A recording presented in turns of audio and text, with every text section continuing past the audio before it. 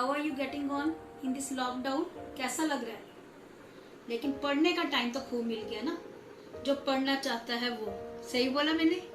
चलो, आज का हमारा चैप्टर रहेगा, आज का हमारा लेक्चर रहेगा ह्यूमन रेस्पिरेटरी सिस्टम। पिछले लेक्चर में मैंने आपको बोला था कि आपको डाइजेस्टिव सिस्टम का छोटा सा मैं एक दोबारा रिवाइज करवाऊंगी, तो पहले वो देख लेते हैं, फिर हम आ जाएंगे अपने रेस्पिरेटरी सिस्टम पर। अब देखो, ह्यूमन बॉडी है ना, ह्यूमन बॉडी मैंने बताया था ह्यूमन बॉडी दो हिस्सों में, दो क्या, ह्यूमन बॉडी को हम ये जो पोर्शन है ह्यूमन बॉडी का, ये वाला पोर्शन, इसको हम अलग अलग हिस्सों में बांटते हैं। ये जो हमारी सिलोमिक कैविटी है, ये जो बॉडी कैविटी, इसको हम अलग अलग हिस्सों में बांटते हैं। मैंने बताया था अपर पोर्शन जहां पर हमारे लंग्स होते हैं, इसको हम कहते हैं थोरैसिक कैविटी। क्या कहते हैं? थोरैसिक कैविटी या चेस्ट कैविटी, है ना। चेस्ट कैविटी को एब्डोमिनल कैविटी से डिफरेंशिएट किया जाता है एक रिंग है डायफ्राम, जो हमारी थोरैसिक कैविटी को एब्डोमिनल कैविटी से अलग करता है। एब्डोमेन भी दो हिस्सों में बटा है। एब्डोमिनल कैविटी क्या है? Upper abdomen and lower abdomen. Upper abdomen में हमारे डाइजेस्टिव सिस्टम के ऑर्गन्स वगैरह आ गए, लीवर आ गया, स्टोमिक आ गया, पेनक्रियास है। और लोअर एब्डोमेन में रिप्रोडक्टिव ऑर्गन्स होते हैं, एक्सक्रीटरी ऑर्गन्स के आउटलेट्स रहते हैं। अब क्या यहाँ पर मैंने क्या बोला था? हमारे अपर एब्डोमेन में हमारा डाइजेस्टिव सिस्टम में हमने पढ़ा कि एलिमेंट्री कैनाल में हमारा खाना पूरा प्रोसेस होता है। जो खाना हम खाते हैं, एलिमेंट्री कैनाल जो माउथ से एनस तक लंबी है, यहाँ पर खाना अलग अलग हिस्सों से गुजरते हुए जो है प्रोसेस होता है और डाइजेशन की प्रोसेस कंटिन्यू रहती है। माउथ में सलाइवे ने अपना काम किया, माउथ में जो है वो कॉम्प्लेक्स शुगर जो है माल्टोस में कन्वर्ट हुई, खाना स्टोमिक में आया, गैस्ट्रिक जूसेस ने उसको थोड़ा डाइजेस्ट किया, चर्निंग हुई, खाना स्मॉल इंटेस्टाइन में आया, फाइनली स्मॉल इंटेस्टाइन में खाना पूरी तरह से हमने देखा कि वो डाइजेस्ट भी हो गया और एब्जॉर्ब भी हो गया। अब ये जो एब्जॉर्ब हुआ खाना, जो फूड एब्जॉर्ब हुआ, वो कहाँ गया? मैंने बताया कि अमीनो एसिड दोबारा प्रोटीन की सिंथेसाइज में यूज हो गए, फैट की एब्जॉर्प्शन हमने देखी थी, डाइजेशन देखी, फैट्स जो है फैटी एसिड ग्लिसरॉल में हो गए, कुछ फैट्स यूज हो गए, कुछ जो है स्टोर हो गए। अब जो ग्लूकोज था, ग्लूकोज कहाँ गया?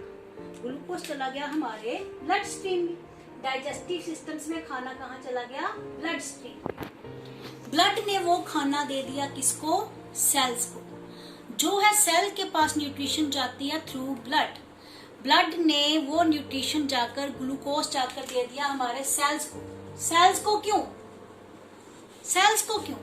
क्योंकि हम मल्टी सेलुलर ऑर्गेनिज्म है। सेल हमारा बिल्डिंग ब्लॉक है, सेलुलर लेवल से ही सारी एक्टिविटीज होती है, तो सेल को तो एनर्जी चाहिए। वही एनर्जी जो है हमारी पूरी बॉडी में, वो एनर्जी कहाँ से आएगी? सेल से। हमने पढ़ा था 8th में, आपको याद है? Mitochondria, powerhouse of the cell. ठीक है, सेल के अंदर जो है एनर्जी जनरेट होनी है।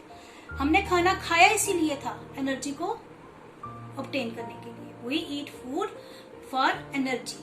वो एनर्जी तब तक रिलीज नहीं होगी, खाना हमें तब तक एनर्जी नहीं दे सकता जब तक उसके साथ ऑक्सीजन नहीं आएगी। ठीक है, अब ऑक्सीजन कहाँ से आएगी? ऑक्सीजन आएगी लंग्स से। ऑक्सीजन कहाँ से आएगी? लंग्स से। लंग्स में ऑक्सीजन कहाँ से आएगी? लंग्स में ऑक्सीजन कहाँ से आएगी? लंग्स कहाँ है? अंदर, चेस्ट कैविटी के अंदर, एक टाइट कैविटी, उसके अंदर। और हवा बाहर। ऑक्सीजन तो हमने आउटसाइड से इंटेक करनी है ना बॉडी के अंदर। कहाँ से आएगी? लंग्स तक पहुंचने का पाथ क्या है? लंग्स तक कैसे हवा जाएगी? ये सारा स्टडी करेंगे हम ह्यूमन रेस्पिरेटरी सिस्टम में। रेस्पिरेटरी सिस्टम पढ़ने से पहले हमें पता होना चाहिए व्हाट इज रेस्पिरेशन। रेस्पिरेशन जो है ये वो प्रोसेस है जिसमें ग्लूकोज जो है ब्रेक डाउन होता है with the help of oxygen to liberate energy. It is the process of oxidation of glucose, ठीक है, for liberation of energy. Higher organism जो है ग्लूकोज की ऑक्सीजन की प्रेजेंस में ही एनर्जी रिलीज करते हैं। रेस्पिरेशन दो तरह की होती है, एरोबिक भी होती है और अनएरोबिक होती है, बिना ऑक्सीजन के भी रहती है, लेकिन ये हम आगे स्टडी करेंगे। आज हम बात करेंगे रेस्पिरेटरी ट्रैक्ट की, रेस्पिरेटरी ऑर्गन्स की। ह्यूमन के पास मेन रेस्पिरेटरी ऑर्गन्स हैं lungs. Lungs are situated in our thoracic cavity. Lungs pinkish in colour, they are spongy, elastic, ठीक है। वो कहाँ पर सिचुएटेड है? डायाफ्राम के ऊपर। होता है। डायफ्राम के ऊपर 2 लंग्स, मैंने बोला जो हमारा राइट लंग है वो थोड़ा बड़ा है, 3 लोब है, और लेफ्ट लंग थोड़ा छोटा और बाइलोब है। अब लंग्स के बाहर एक 2 मेम्ब्रेन की शीट चढ़ी हुई है, प्लूरा की शीट, ये 2 लेयर्ड है, इसको प्लूरल सैक बन जाता है। ये सैक फ्लूइड फिल्ड होता है। प्लूरल सैक का, प्लूरा का काम क्या है? फ्रिक्शनलेस मूवमेंट प्रोवाइड करना लंग्स को, मैकेनिकल इंजरी से बचाना, क्योंकि जो लंग्स हैं ये बिल्कुल टाइटली अरेंज्ड हैं हमारी थोरेसिक कैविटी के इंटरनल साइड पे। तो फ्रिक्शनलेस मूवमेंट के लिए क्या है? प्लूरा की लाइनिंग है ओवर लंग्स। हम बात करते हैं रेस्पिरेटरी ट्रैक्ट की, हवा कैसे कैसे होकर कैसे लंग्स तक पहुंचेगी। हम सबको पता है हम सांस कैसे लेते हैं, नाक के थ्रू, नाक में अंदर हवा जाने का क्या है? ये नॉस्ट्रिल्स, 2 नॉस्ट्रिल्स। नॉस्ट्रिल्स के थ्रू जब हम इनहेल करते हैं, हम सांस अंदर खींचते हैं तो ऑक्सीजन रिच जो है एयर वो पास हो जाती है हमारे अंदर। अंदर कैसे गई? नॉस्ट्रिल से होकर पहले जाएगी नेजल कैविटी में। अब सब यहाँ आएंगे, नेजल कैविटी, ठीक है। हवा नाक से, नॉस्ट्रिल से होते हुए नेजल कैविटी में गई। आपको पता है नेजल कैविटी में स्मॉल हेयर प्रेजेंट होते हैं। ये हेयर क्या करते हैं? फॉरेन पार्टिकल को ट्रैप कर लेते हैं, हमारे अंदर नहीं जाने देते, ठीक है। एयर को क्लीन करते हैं, और साथ में म्यूकस प्रेजेंट होता है, लिक्विड, जो एयर को मॉइस्ट बनाता है। तो नेजल कैविटी से क्लीन मॉइस्ट एयर चलती है फेरिंग्स की तरफ। नॉस्ट्रिल के बाद नेजल कैविटी, नेजल कैविटी के बाद हमारा आ जाएगा फेरिंग्स। मैंने बात की थी कि pharynx is the common passage for air and food, यही बात की थी। जो हिस्सा फेरिंग्स का नाक के पास होता है उसको नेजोफेरिंग्स कहते हैं, और जो माउथ के नजदीक होता है उसको ओरोफेरिंग्स कहते हैं, ठीक है। अब हवा आ गई हमारे फेरिंग्स में, जो कॉमन पैसेज है। अब यहाँ तक खाना भी आ रहा है और हवा भी आ रही है ना। अब क्या है, ये जो हमारी, जो हमने हवा ली, अब इसने क्या किया? नेजल कैविटी से फेरिंग्स से जब ये पहुंची तो फेरिंग्स के बाद हमारे पास एंट्री होती है विंड पाइप की, जिसके ऊपर वाले पोर्शन पर क्या है? Voice box. वॉइस बॉक्स को हम लैरिंग्स भी कहते हैं। जो लैरिंग्स की ओपनिंग है इसको हम कहते हैं ग्लोटिस। क्या कहते हैं? ग्लोटिस। इस ग्लोटिस के ऊपर एक फैप लाइक स्ट्रक्चर है जिसको हम कहते हैं एपिग्लोटिस, जिसको हम कहते हैं एपिग्लोटिस। मैंने अभी बोला कि कॉमन पैसेज यहाँ तक का फेरिंग्स। खाना जब आएगा, जब खाना इस फ्लैप के ऊपर पड़ेगा, फ्लैप अपने आप बंद हो जाएगा, फ्लैप बंद होगा और खाना उतर जाएगा ईसोफेगस में।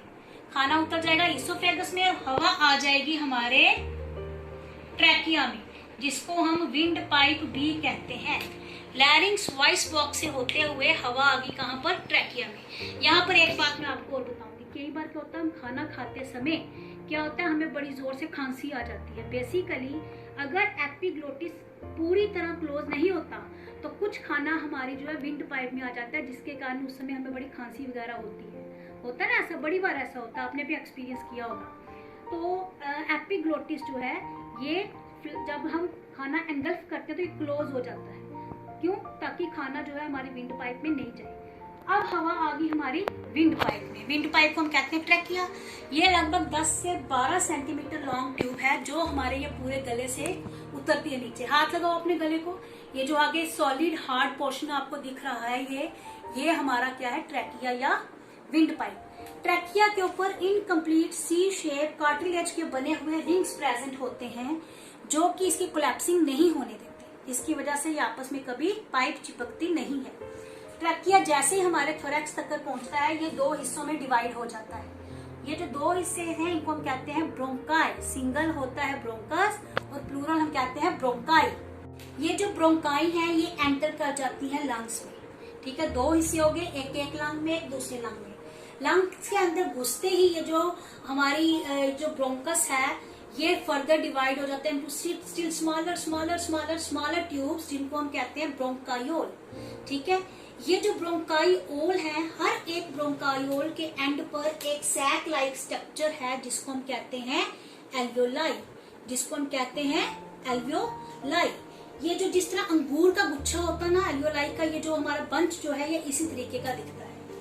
अब alveoli are the main site for exchange of gases.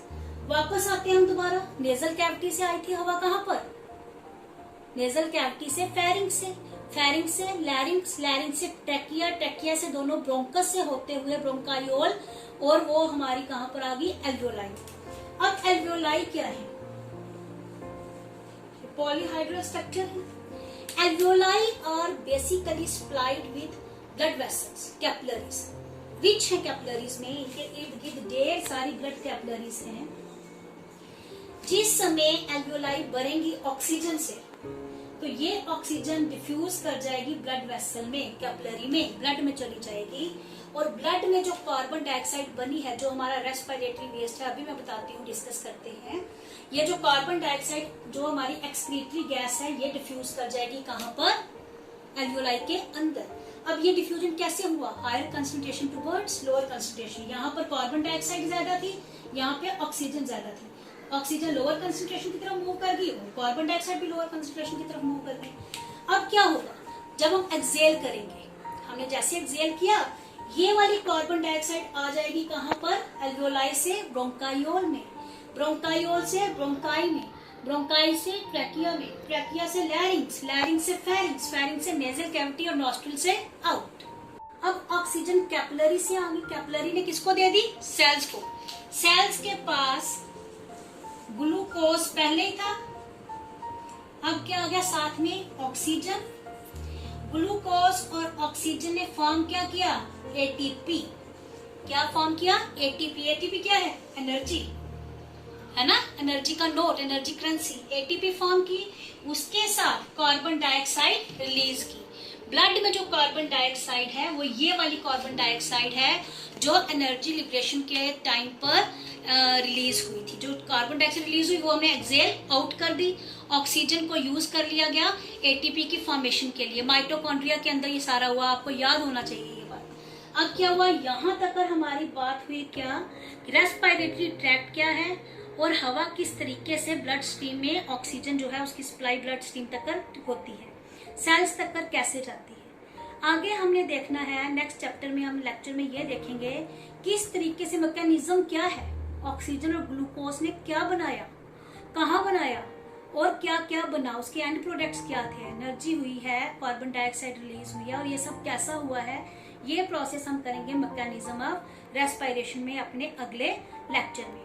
Bhavneet ने मुझे बोला था मैम स्पीड स्लो करना, मैंने कोशिश की है थोड़ी सी स्लो करने की, कोशिश करूंगी थोड़ी और करूंगी। एक्चुअली 2G के कारण जो है वीडियो शॉर्ट बनानी पड़ती है, बड़ी वीडियो बना दो तो अपलोड करने में काफ़ी टाइम लगता है। तब तक आई होप कि जो मैं पढ़ा रही हूँ, मुझे पता है सुबह काफ़ी सारे बच्चे मेरे साथ जुड़े हुए थे, मुझे बहुत अच्छा लगा। जब बच्चे क्लास में होते हैं ना, तो पढ़ाने का मज़ा और भी आ जाता है ना। मुझे पता है कि कौन कौन प्रेजेंट है, फिर मुझे और अच्छा लगता है पढ़ाना।